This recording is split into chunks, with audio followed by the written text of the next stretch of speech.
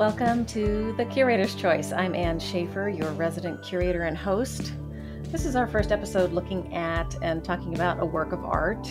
Then in this episode, we'll look at a set of 3 prints by the sculptor Alyson Shotz that I acquired for the Baltimore Museum of Art back in 2011. And that's the plan for future episodes, to talk about a single work on paper, naturally, or a set of objects. Sometimes there'll be objects I acquired. Sometimes there'll be ones that I pitched and was denied, the ones that got away, as I call them. And other times it'll be just works that I like. I was a curator of prints, drawings, and photographs for many years, and I am now working as an independent. It's freed me up to start this podcast, as well as Platemark, the other podcast I do, as well as write a blog.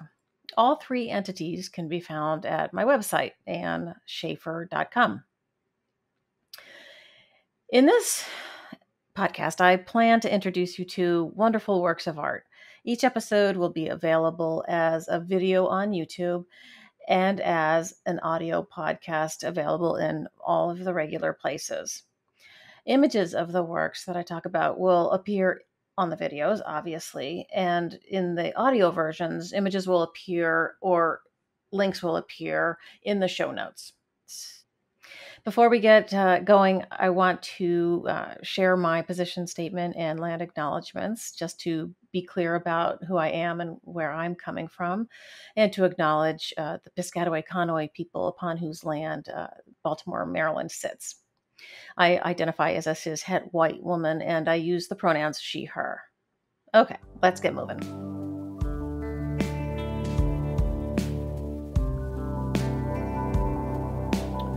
I've always been intrigued by prints by sculptors. There's a parallel kind of sensibility between prints and sculptures. It's something about the processes, the planning that's necessary in executing them, and even the tools. They seem like really close cousins. Alyson Shotz is a sculptor who also makes prints, like so many others. You may be familiar with some of her sculptural work, though. The best known is probably the mirror fence that is permanently installed at Storm King Art Center in Mountainville, New York. The sculpture is shaped like a white picket fence, but its surface is mirror so that it reflects the landscape around it.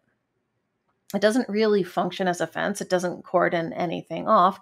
And it is animated not only by changes in the landscape, but also by times of day or night, as well as the movement and participation of the viewer reflected in it. It's wonderfully changeable. It plays with positive and negative space beautifully, and its form is familiar and probably carries meaning for each of us, good or bad. I love it because it comes to life with your participation. It's really quite something. You should go see it. Before I get too far, let me tell you that Alyson was born in Arizona and received her BFA from the Rhode Island School of Design in 1987, followed by her MFA from the University of Washington in Seattle in 1991. She currently lives and works in Brooklyn, New York. Alyson's work in general addresses space, light, and perception. She has a deep and abiding interest in topology, which is a branch of mathematics concerned with the properties of geometric forms that remain constant despite transformation. And this is evident in her art. Another concern of Alyson's is the translation between the machine and the handmade, which is, of course, perfect for printmaking.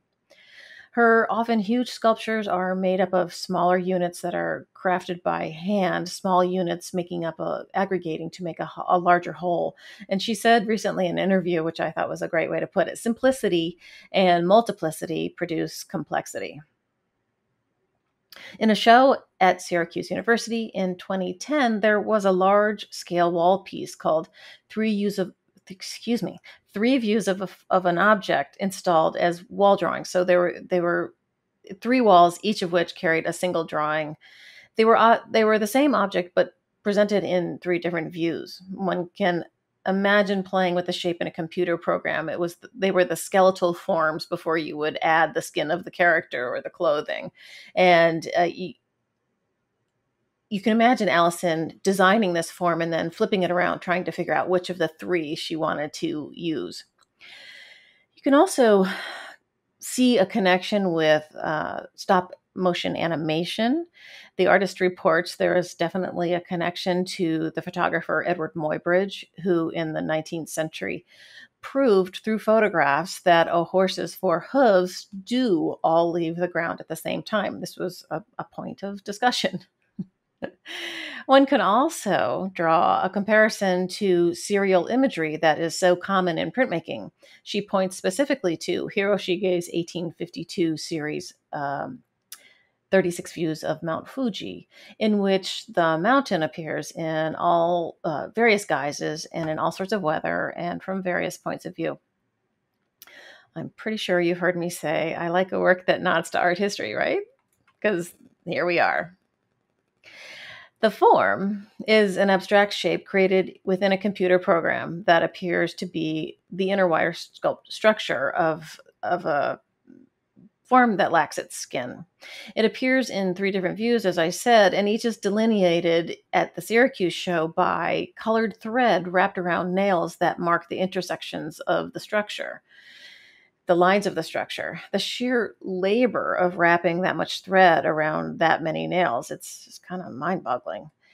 But I love that all of this handedness is required to recreate a computer-generated image. Usually it's the other way around. Someone sketches an idea and then it is perfected, quote unquote, in a computer. In parallel to these wall drawings, Alyson made a set of 3 photo etchings of the same forms at Graphic Studio, a print workshop at the University of South Florida. I'm coming back around and inserting some audio to correct myself. I originally had described the technique falsely and have been happily corrected by the master printer at Graphic Studio, Tim Baker. So thanks to Tim for setting me right. So at Graphic Studio, the computer drawings were printed as negatives on a clear plastic sheet. The entirety of the background and the negative areas of the image, mostly those triangles between the lines, were black in the plastic sheeted image. The clear parts, the lines themselves, let the light through. So these plastic sheets were laid on the copper plates, covered with a photo emulsion, and exposed to a UV light. And where the light reached the plate through the clear areas of the line drawing, the emulsion hardened and will act as a resist in the acid. The black or opaque areas block the light, and that soft emulsion that didn't get affected gets washed away with water, exposing the copper beneath the emulsion. So when that is put in the acid bath, the now naked areas of copper will be bitten, creating what is called open biting. Those are sort of wide open areas that just get bitten without any lines or anything sort of controlling what happens. The areas of hardened emulsion in the form of the line drawing will not get bitten, leaving a raised area. So think of a cross section of the plate in which the top of the raised lines are the plateau. Then the walls of the canyon fall away from those raised lines, and then you have the canyon floor, those wide open areas that are the triangles in between the lines. So the plate is wiped so that ink clings to the sides of the raised lines, but the plateau is wiped clean. So all you really have inked are these canyon walls fall away into the canyon floor. Some of the ink will reside there as well. So when you look at it, the actual line drawing is white, and it's only being shown because the ink that is dropping away from those raised lines down the canyon walls into the canyon floor is showing it. Boy, I hope that makes sense. I just love these prints. The copper plates carrying the images of the form in 3 iterations are printed in black on large sheets of very white paper. They're quite big, especially when all 3 of them are on the wall together. And while the structures, due to their birth in a computer program, might look just that way, like a computer-generated image. The way the master printers at Graphic Studio inked the plate, allowing extra ink to fill in the spaces between the lines, adds a crucial human element. Of course, this only happens when one gets close. You can only really see it when you look really hard. You've likely heard me say this phrase before, and it applies here. These works, these prints, reward scrutiny. In these photo etchings, both the computer and the hand of the printer carry equal importance. I kind of tripped over these prints when I was wandering around Chelsea in 2011 with my friend True Ludwig. They were hanging along the back wall of a small space, gallery space, with a big ground floor storefront window, the Carolina Niche project room that was on 22nd Street at that point. I wasn't looking for these prints. I wanted to see the show of Alyson's, but I didn't really realize that these etchings were there. But we were drawn into the gallery immediately by their wall power.